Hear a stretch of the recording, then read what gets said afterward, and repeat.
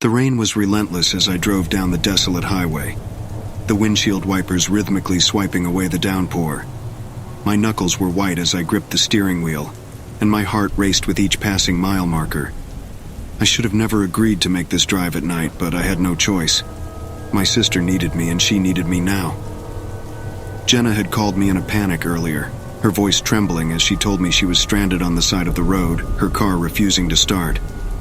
She was miles from the nearest town, and the rain was coming down so hard that I could barely make out her words. All she could tell me was that she was on Route 66, somewhere in the middle of nowhere. I had reluctantly left the comfort of my home and ventured out into the storm to rescue her. As I drove deeper into the night, the world around me seemed to disappear into an inky black void, illuminated only by the feeble glow of my headlights. The rain had grown so heavy that it felt like I was driving through a waterfall. My phone buzzed with a message, and I glanced at it, momentarily taking my eyes off the road.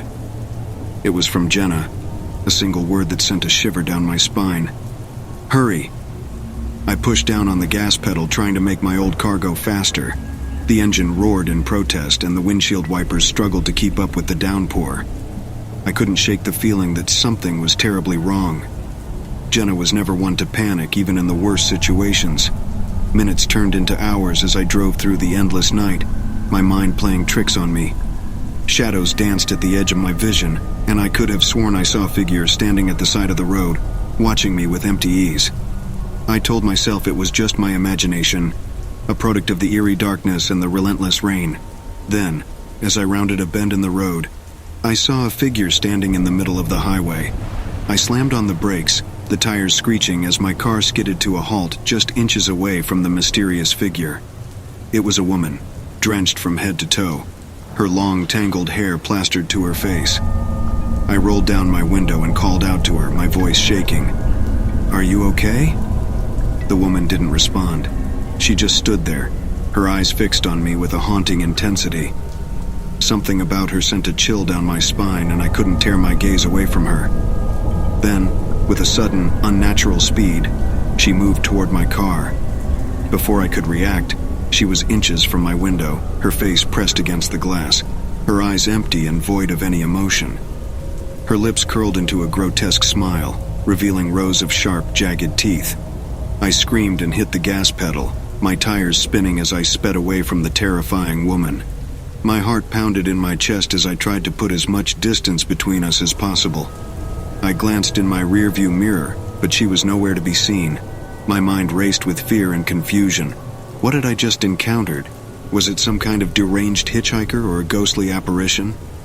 I couldn't make sense of it, and I didn't want to stick around to find out. I continued to drive, my hands trembling on the steering wheel.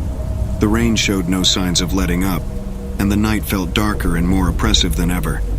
I finally saw a sign indicating the nearest town was just a few miles ahead.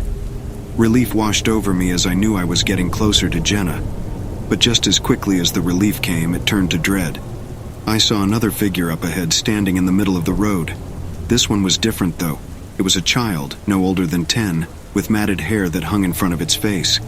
I slowed down cautiously, not wanting to hit the child. As I got closer, I could see that its clothes were torn and filthy, and it was holding a teddy bear that looked as old and weathered as the child itself. The sight tugged at my heartstrings, and I rolled down my window. "Hey there, are you lost?" I asked, my voice trembling. The child said nothing, but slowly lifted its head to reveal its face. What I saw will haunt me forever. Its eyes were completely white, devoid of any pupils or irises, and its mouth was filled with rows of needle-like teeth. It let out a bone-chilling giggle that sent shivers down my spine. I slammed my foot on the gas pedal and swerved around the child, my heart racing. I couldn't take it anymore. I needed to find Jenna and get the hell out of this nightmare.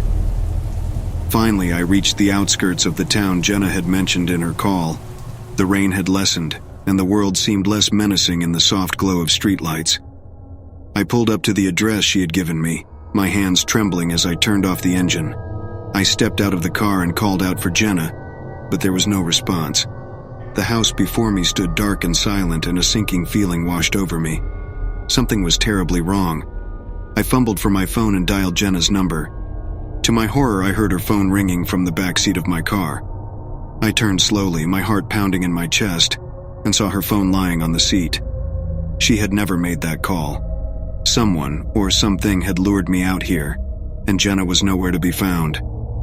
I was alone in the dark, rain-soaked town, surrounded by shadows and the echoes of my own fear. As the rain continued to fall, I realized that the true horror of this night was just ahead of me, and I had no idea what other nightmares awaited me in the darkness. The front door of the house suddenly creaked open, slowly revealing a darkness I've never seen before, nor even thought possible. It was pure emptiness, devoid of any light or warmth. I was petrified and couldn't move in order to flee. Then a hypnotic voice beckoned me forward. As my legs started to move forward on their own, I couldn't stop them, my mind pounding with fear as I uncontrollably moved closer to the doorway. As I stepped closer and closer, the air around me thinned, gravity became heavier, and it's as if there was a heavy ambient rumble drowning out all the sound around me. I reached the darkness, my face centimeters away from what felt like pure fear and emptiness. And suddenly, everything went cold.